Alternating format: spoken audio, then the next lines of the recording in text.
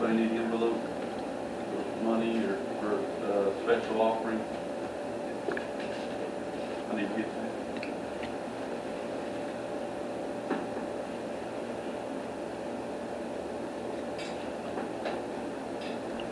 Well, this morning I want to look at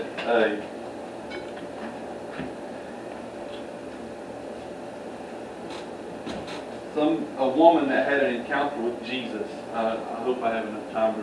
I'm not going to read the whole chapter, but I want to read the whole account of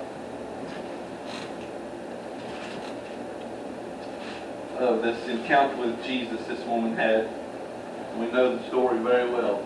Samaritan woman. And I'm going to start reading it. Verse 4. Jesus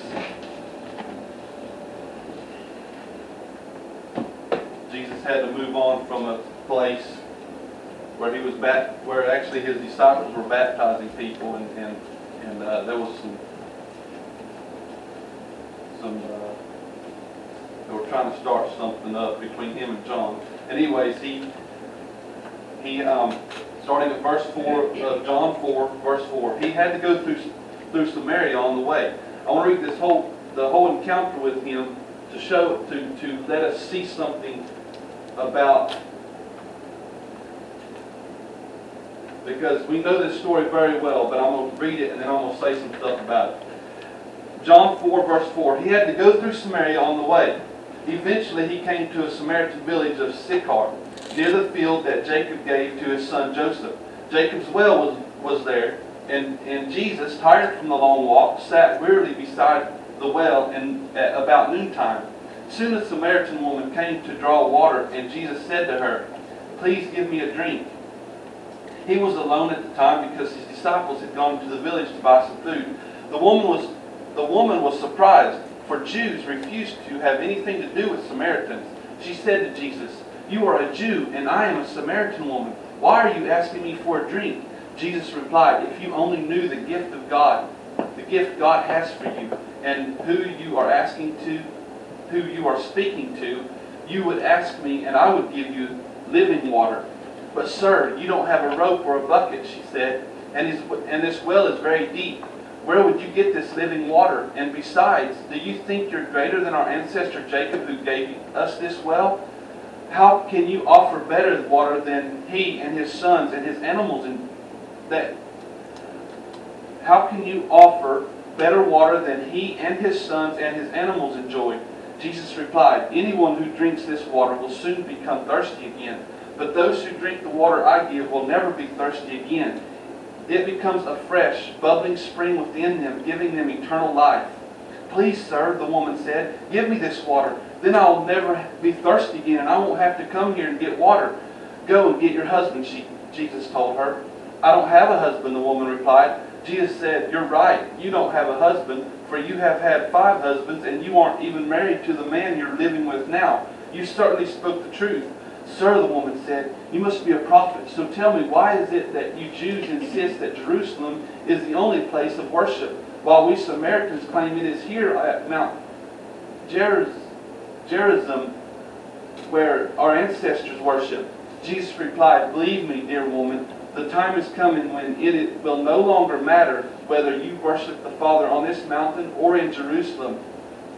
You Samaritans know very little about the one you worship, while we Jews know all about him, for salvation comes through the Jews.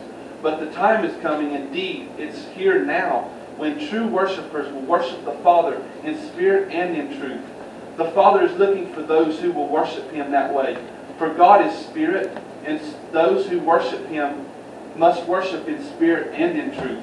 The woman said, "I know the Messiah is coming, the one who is called Christ. When he comes, he will explain everything to us." Then Jesus told her, "I am the Messiah." Okay, I'm going to stop there, because then his disciples come and the woman runs off. But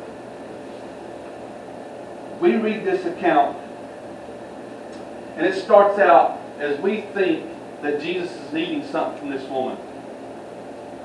I'm here to tell you, God is not needing nothing from us. He both made and saved us. He both, it says in John 3:16 that, it don't say in John 3:16 that God so needed the world that He gave.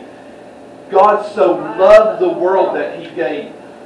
I'm here to tell you, Jesus is not here at this well needing a drink from this woman. This woman, let's just say this question, please give me a drink, is a conversation starter. Yeah. It's something that starts a conversation with this woman. Because this woman, Jesus knows that this woman is needing something that she's not getting from this well. Amen.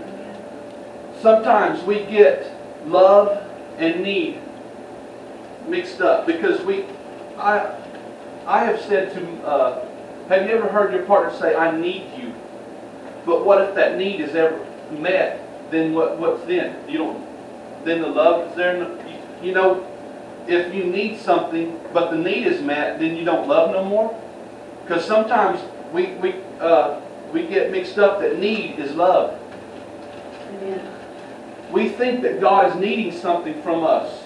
He is needing nothing from us. But when we respond to what He's giving us, His love and His Son is given to us, and when we respond from that spot, we respond with giving. Amen. Because it's a response of His giving. Amen. Amen. Amen. Amen.